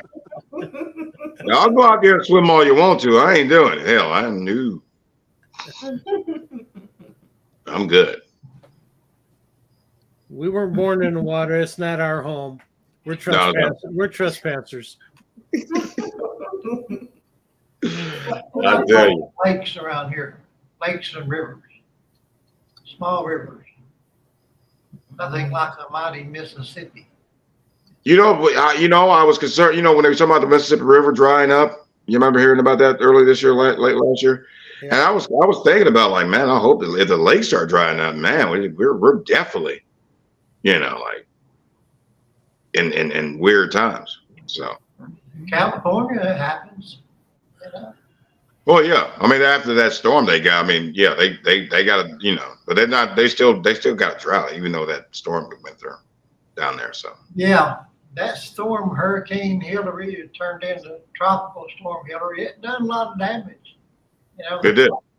The flooding did a lot of damage. Yeah, I think the flooding was worse than the wind, which reminded me of Katrina. Do you remember in Katrina they said New Orleans escaped most of it? Then all of a sudden, all the water came in, and it was like hell on earth, and everything went crazy. Yeah, I saw the pictures of Dodger Stadium underwater. Everything was flooded, inside and outside of the stadium. Yeah. Now, what stadium was it for the roof caved in? Where was that? That was the Mercedes-Benz Stadium. Okay. Yeah, I remember that. Yeah. Well, that was before they named it the Mercedes-Benz Stadium. It was the Superdome. Yeah. Yeah. Okay. But we don't have hurricanes and earthquakes in East Tennessee, so I'm happy about that. Well, good thing for y'all. I mean, we have we had an earthquake last spring, I believe, about 5-10 miles west of me. Which way is west, Mike? That way. Okay. And sometimes we have tornadoes, but south of Cleveland. But they're around. But as long as we're not like in the Midwest, because those people, man, I don't know how they live it out there. Beautiful land, but the storms that go out there is just crazy. Uh-uh. Well, it's flat too, so there's nothing to Yeah. really stop them. Like where I'm at, we had our first tornado warning in years, last week or 2 weeks ago, but it's in the lower lying valley. I live on a hill, so I'm not worried about it. But along the river, along where all the cornfields are, they're whipping up a little stronger and stronger. And this year it was an official tornado watch, which is unheard of. I've been through a tornado once. It was down in Montgomery. I mean, not Montgomery, excuse me, in Choctaw County, Alabama, like at the center of the state, at the borderline of Mississippi, going to Meridian. And so the little town called Lisbon, Alabama. It's like below sea level, so it's like a crater. So you go north, east, south, and west. You got to go up a hill and down the valley. And I remember this one tornado was getting tornado warnings starting, I think, about 4:30 in the morning. And when I got up and got to my cousin's shop, and I'm sitting there, and I'm, hearing the wind, I'm seeing all these dark clouds. So it seems like the tornado formed. It was trying to form before Lisbon from the west, and then it was moving east. Clouds moved east, and then about the time it hit outside of my town, about 2 miles out, and then it went towards another town called Butler, Alabama, 6 miles out from my town.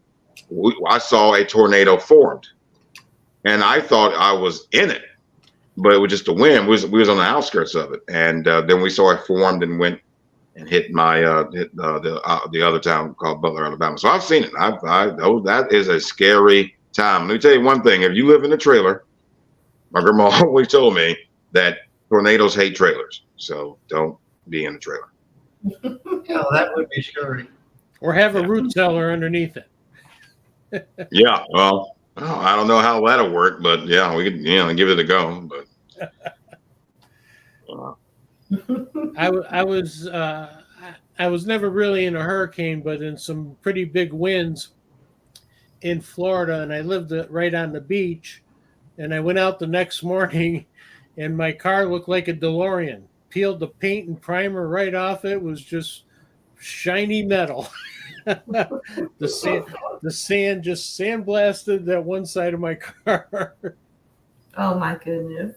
oh, whatever. A lot of sand. Just as the wind and the sand. Yeah.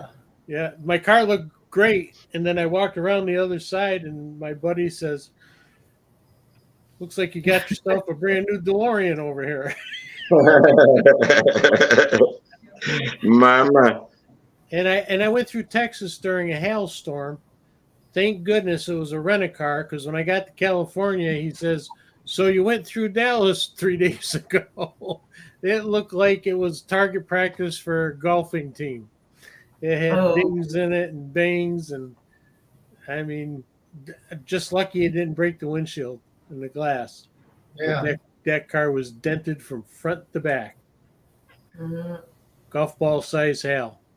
Did your insurance cover it? Oh yeah. That's good. The rental car agency.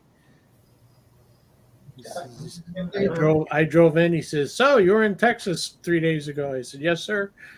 How'd you know? What gave it away, right? Yeah. Well, did you hear about the guy that helped start, I think, the Proud Boys? He was, he said the FBI is searching for a member of the Proud Boys who was scheduled to be sentenced in federal court in Washington on Friday, but is now missing. Christopher Worrell, 52, 52, excuse me, was convicted in a bench trial on 7 charges related to his actions on January the 6th, 2021, attack on the U.S. Capitol. Worrell is wanted for violating conditions of release pending sentencing on federal charges. His attorneys declined to comment, and the FBI asked that anyone with information on Worrell's whereabouts contact their local FBI office at the nearest or the nearest American embassy or consulate. So, Wow. Angelica, you think you can find this dude?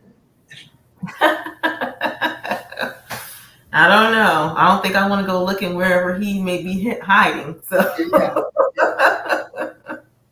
He might be hiding out in Mar-a-Lago. I think I need a whole team for that. You know. I don't know. Just watch social media. A lot of these guys aren't that bright. They'll be on Facebook looking for money for the next stop. Yeah, GoFundMe. No, I think he's hiding out hard. I think he's out in the woods somewhere. Water bottles. He already had that planned out, and he knew he was going to get caught. Yeah. But he's hiding out somewhere in the woods somewhere in, let's just say Georgia. I don't know.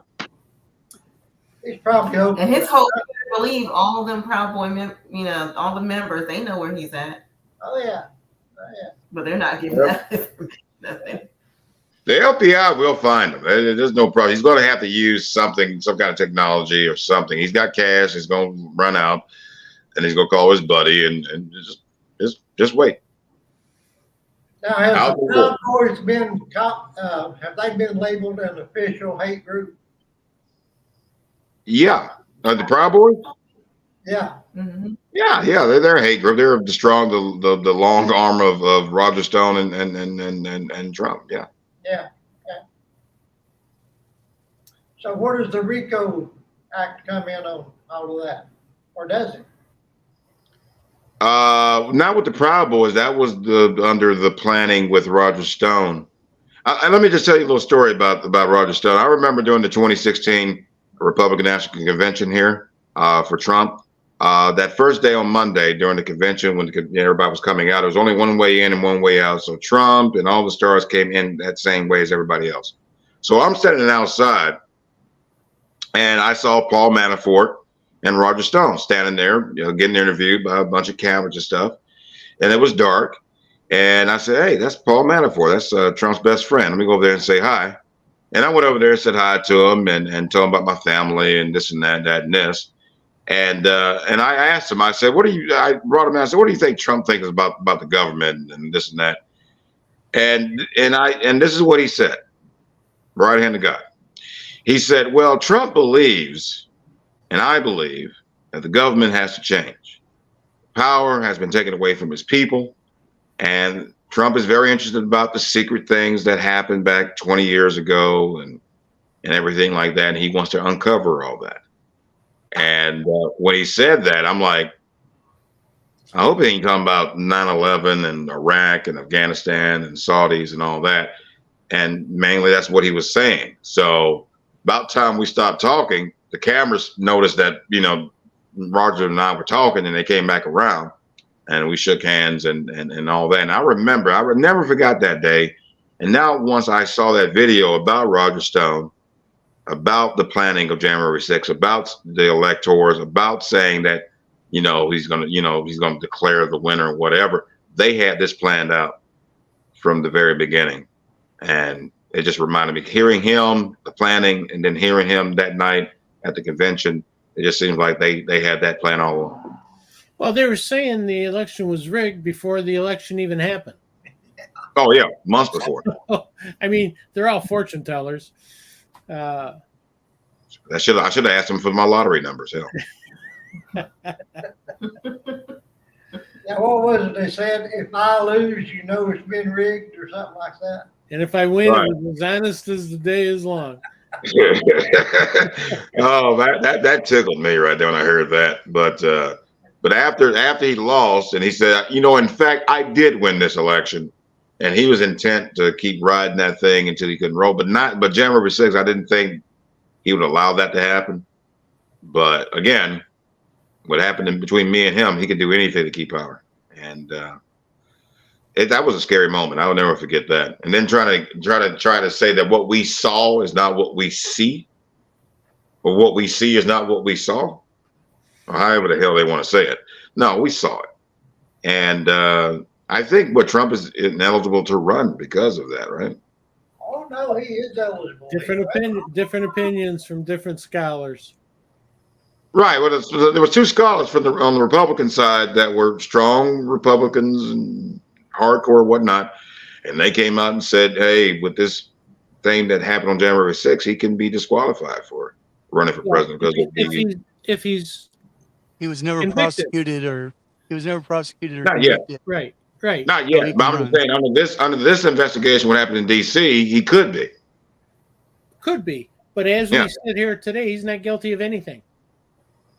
Well, he's guilty in public opinion of the whole world. So Yeah, Yeah. well, And then but I'm he saying in the law books, as we sit here today, he has been tried or convicted of anything. Is No. not one conviction against him. well, And that was then that sex allegation thing, but they didn't care. Well, He already said he can grab women by the ping pong, and they still voted for him. So I mean, Yeah, but Well, how many years ago was that? Come on. no, he's different. He was different, and that's why they Right. picked him. And, I don't get like that's okay for him to say that and he just get the slack, but let somebody else say that about your child or say that about your family member, then it's a problem.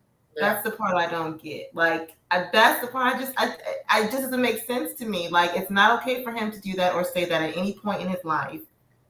But if somebody says that to your sibling or your wife or your sister, you can't tell me that you're not going to get upset about it. Like it's that's and at the the only same time, if the Republican Party cares so much about that, then why did they go after Bill Clinton like they did, but turn a blind eye to Trump? So I just Well, Bill Clinton did it while he was in office.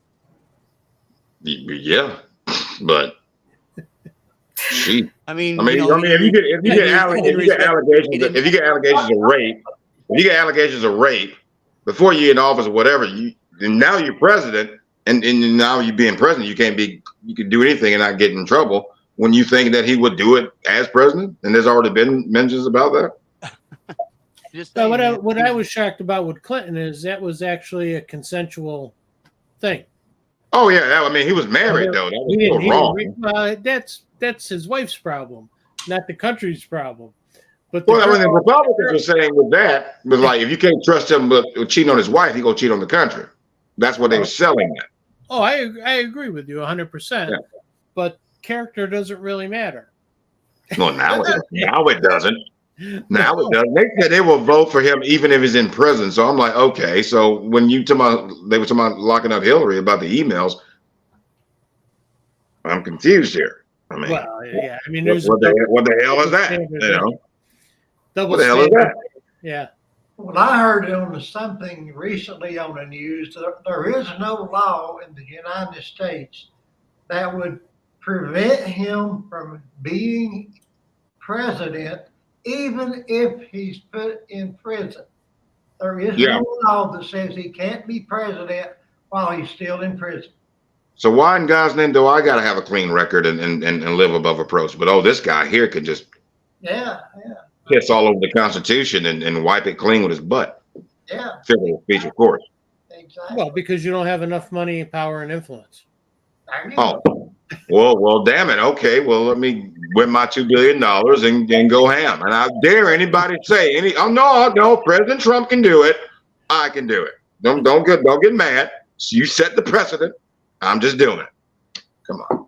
Yeah, go get all that stuff, Michael, and you'll have it made. No, I was joking. I was joking. Jeez.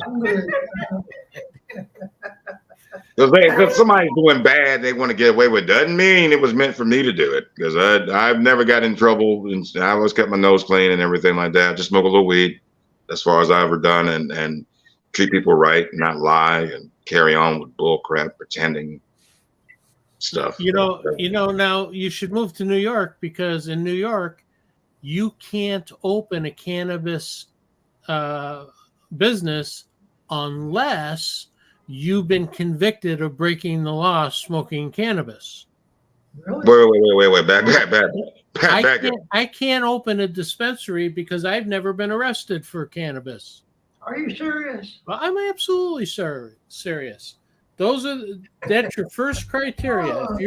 If you were a previous offender, you're automatically qualified to open up a dispensary. Well, that's a weird way of having job security for people that used to be in jail that sell drugs. Well, you got to admit they got firsthand knowledge. Probably. Yeah, but damn, they're the only ones that can open it. I mean, come on. Well, it's easy to get arrested. I mean, you know. Well, I'll tell you what, I got to be honest with you about education. Before I worked undercover and got tied up with cocaine people, I didn't know what a gram was, what an ounce was, and how many ounces made or how many grams made an ounce. I became a real mathematician when I worked undercover, because if you didn't know your math, you probably got shot. Well, knowing all that, yeah, you will. Yeah. I mean, a newspaper over the knuckles from the nun really wasn't that much of an incentive. No.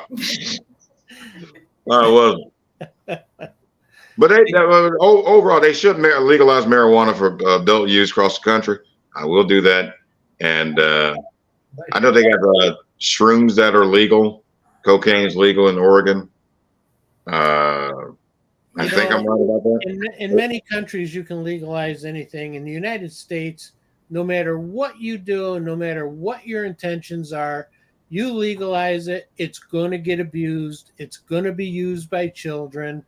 And we don't have any way of regulating anything in this country.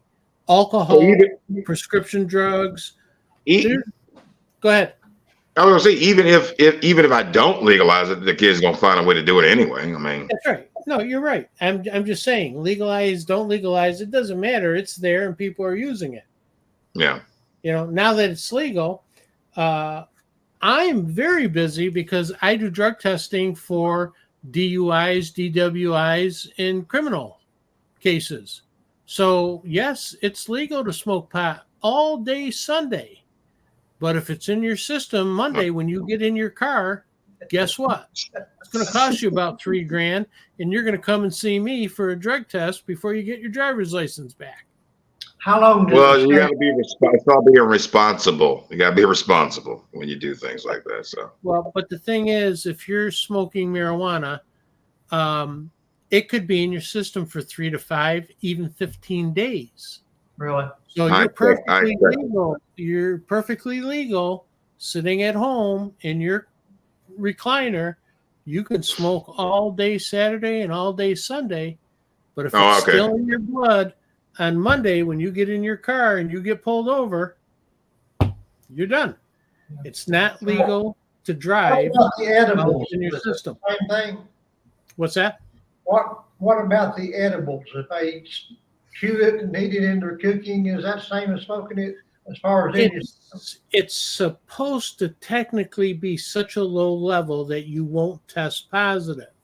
Okay. Well, edibles? It's kind of edibles with the THC in it. In the THC, it's supposed to be such a low level that it won't come up on an average drug test. But can you eat one potato chip? Can you eat one M&M? No. Can you eat one gummy? No. People. I got it. Yeah. Well, I'm just using the gummies. Well, but you ate 10 of them. Yeah. Well, you're done if you eat 10 of them. I don't know what the percentage of grams on that one with the THCs, but if you eat 10 of them, you're done till Sunday, and it's Monday now. I know. I'm testing these people. I mean, it's Tuesday. Excuse me. It's Tuesday. Yeah. I'm testing. Like I had an edible. And they're saying, well, I haven't had any in 3 days. Well, you must have had a lot 4 days ago. That's like making appears. Everybody tells the cop, well, he had a couple, could be a couple of kegs, but I still just had a couple. Well, and that's a very common thing with alcohol on the job. People actually really think a 24-pack is normal. A beer. I only had a case during the football game. Well, and they think that's normal. And then, of course, they forget to tell you about the 2 shots. Four shots. Well, the 2 they admitted to and lost count of the other 2. Yeah. Yeah, I mean, you're coming to me. You've got a 3-week notice. How do you fail a drug test? Because you I was think, feeling too good. I was feeling too good. And I just said, fuck, forget it. yeah, yeah. Well, people think certain things are normal, and they really believe that I'm odd because I don't drink 24 cans of beer during a football game. I don't know how you could do that. I could barely drink. Well, if I'm watching the Browns, yeah, I'll get me a little 6-pack, and if it's just me, that's I won't even feel it. But 12, 24, Jesus Christ, man, you just gave up. Well, I don't care anymore. I just want to whatever. Just give me the whole case of beer. Yeah. But there are a lot of people that drink. Well, and there's people that drink every single day, large amounts. And I knew one guy on the railroad, he broke his hip. They couldn't operate on him for almost 5 days because they had to detox his system. He drank, 7 days a week, a lot of alcohol, and they couldn't replace his hip, fix his hip for I think it was 5 days before they got him detoxed enough where they could give him anesthesia. Wow. Well, he learned a valuable lesson, I hope. Yeah, I guess so. Yeah. Just keep drinking. You won't know you broke your hip.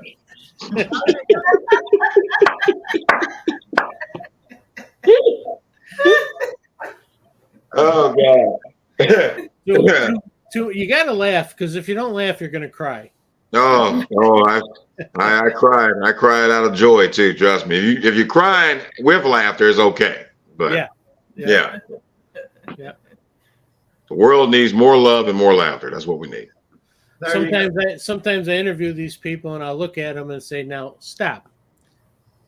Admit it. Did that sound as stupid after it left your lips to you as it did to me?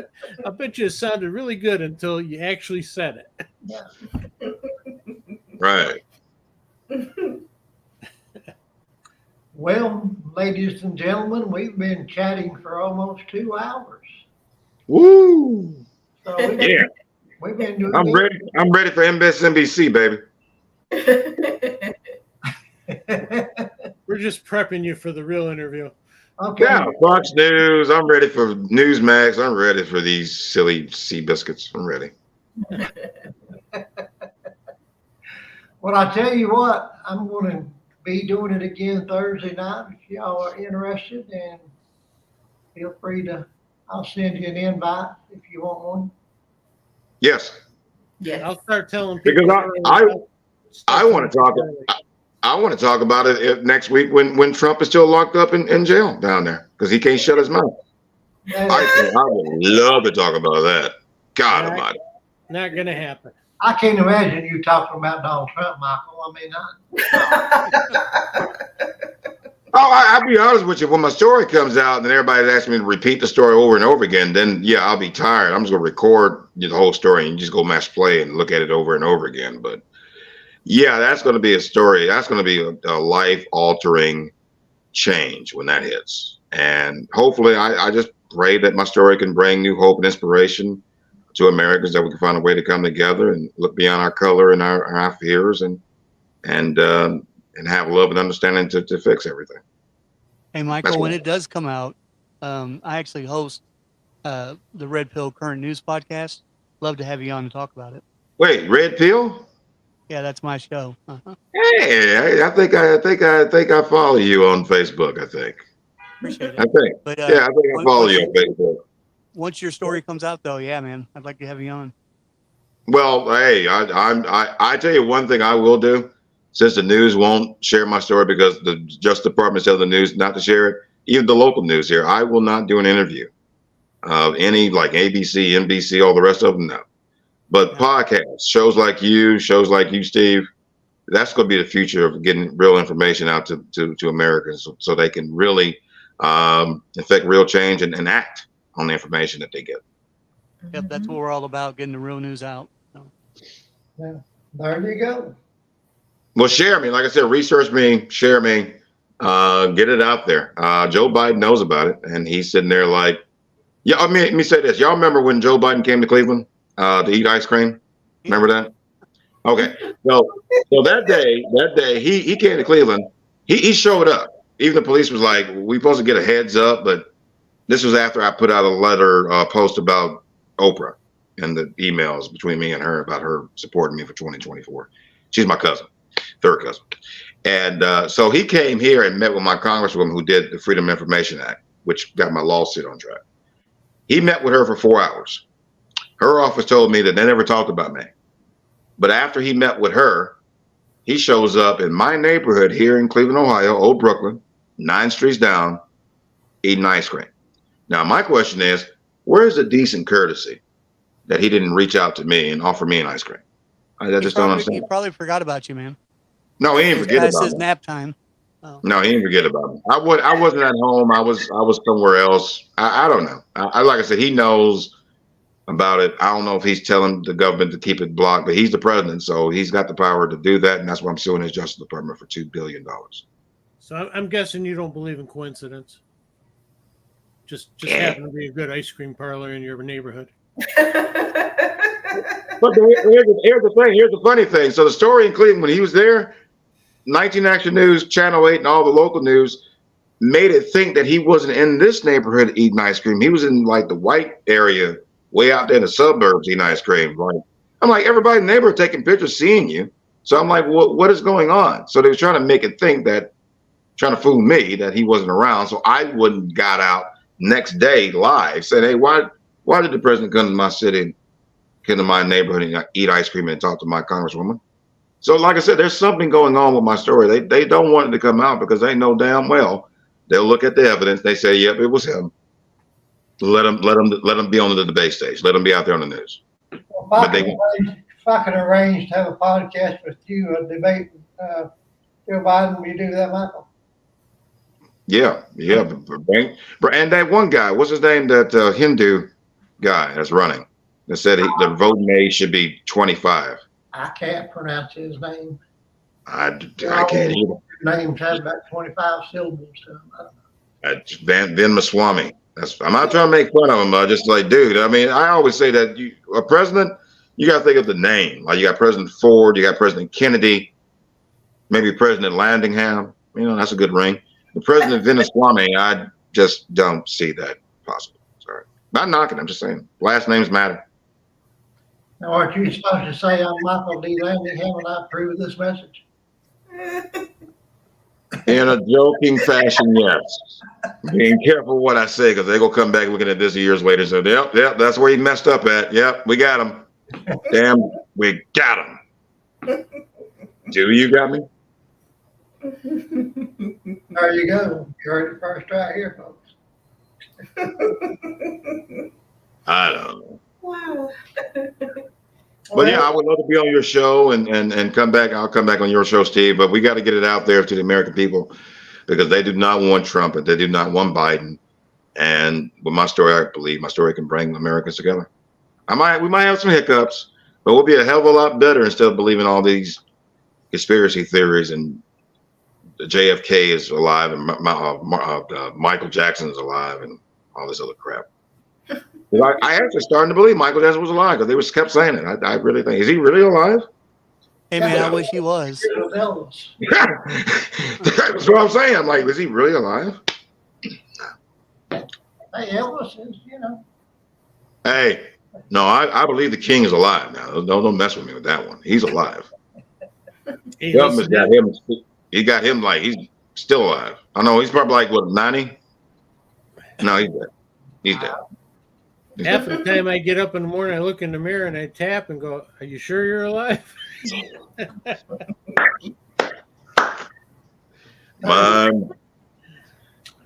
Well, I'm going to say good night. It's about my bedtime. All right, Steve. Thank you so much for having me on, sir. Appreciate it. Thank Good you. night. Thank you, Steve. And Good night, everyone. Good night. Thank you. Bye. Appreciate you, Angelica. Stay out of trouble. Yeah. All right, y'all have a great night. I appreciate you being here and hope to see you soon. All right, take care, everybody. Good night. Bye-bye.